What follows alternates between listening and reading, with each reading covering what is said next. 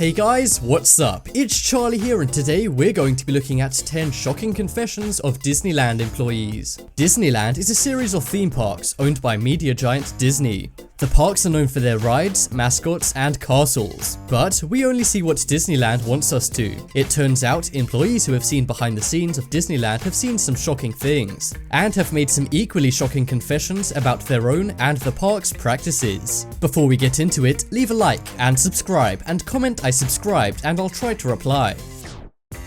Coming in at number 10, we have body type. So, you want to be a Disney character at Disneyland? Well, then you'd better hope you have the right body type. That's right, Disney have very specific body requirements for their staff wanting to play characters. They have to meet very tight height and weight requirements before signing up. Princesses have to be between 5'4" and 5'6". Princes can be a little taller, but no more than 5'8". Some characters have to be shorter or taller than others. And overweight people are rarely cast. Once you are cast, you must stay within these requirements, or risk getting fired. Oh, and man buns are banned for all males.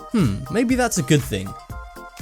Next up we have doing it. This may or may not surprise you. While park goers see employees in costume and acting as their characters, according to a former employee, this is not the same backstage. In fact, it is said that backstage all of the employees are doing it. This may be down to the beauty standards of the Disney stars, or perhaps the staff need an adult break from all that kid-friendly entertainment. One staff member even says they walked in on Ariel and Aladdin, thankfully not in costume.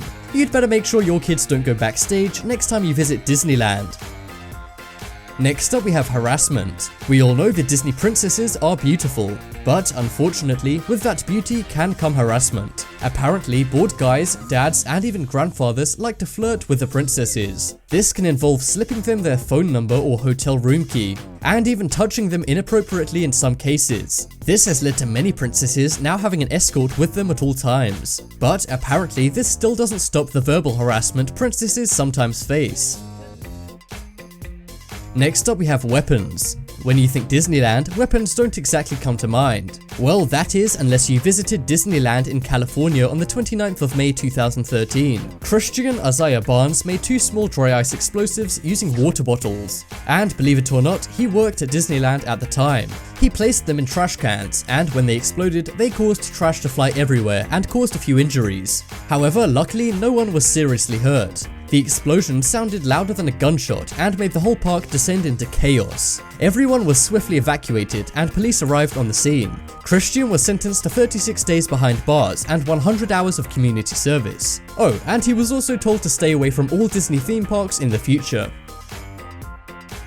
Next up we have lost property. If you go to any tourist trap, especially ones with kids, lost property is inevitable. From hats flying off people's heads on rides to cameras, phones, and designer clothing, bags, and sunglasses. But as people usually don't come back for this stuff, what happens to it? Well, employees are actually allowed to buy any lost property from guests from a special store. This means they get heavily discounted electronics and clothing. The good thing about the store is that all of the money received goes to charity. However, there have been some cases of guests coming back for their lost items only to find them sold to an employee. Next up we have breakups. Some people go to Disneyland for a romantic getaway, and with all the flower stores and beautiful buildings, things can get a little lovey. But this is one bizarre incident one Disneyland employee witnessed. A family was eating dinner at one of the park's restaurants. There was a man, a wife, and their 4 kids. Suddenly, the man stands up and taps his spoon on his glass to make an announcement. The whole restaurant turned around, and the man announced his wife had been cheating on him. He gestured for his kids, paid the waitress, and left his wife crying at the table. Now that is one weird dinner.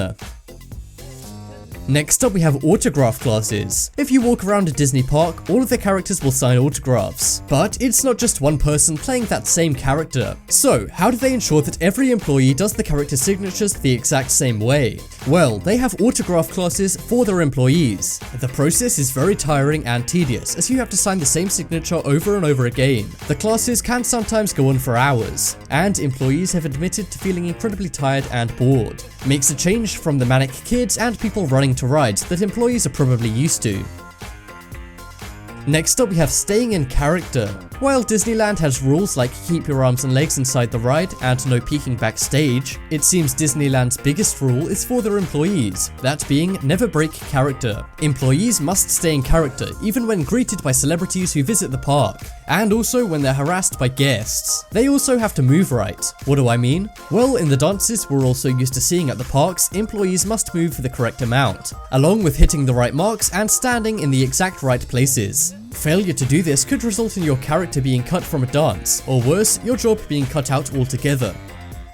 Next up we have people taking their own lives. Disneyland is a place of fun and happiness. However, for some, it's a place where they decide to take their own life. And unfortunately, the staff are left to deal with the bodies. There have been many of these cases every year for as long as some employees can remember, and they often occur in the parking lot as people climb up high and jump off infrastructure onto the cars below. The most recent case of this happened back in late 2016. It's not exactly something you'd associate with Disneyland, but unfortunately it does happen.